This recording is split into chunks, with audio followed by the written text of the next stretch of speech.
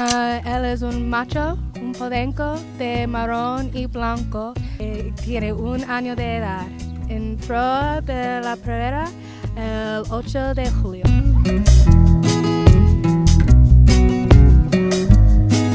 Brutus es un buen perro, muy juguetón, mucha energía.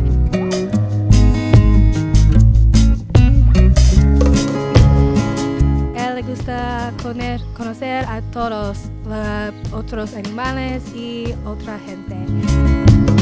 Él es joven, así que a él le gusta saltar un poco, pero tiene un buen comportamiento.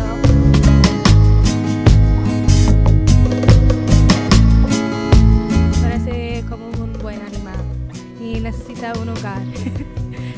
Gracias.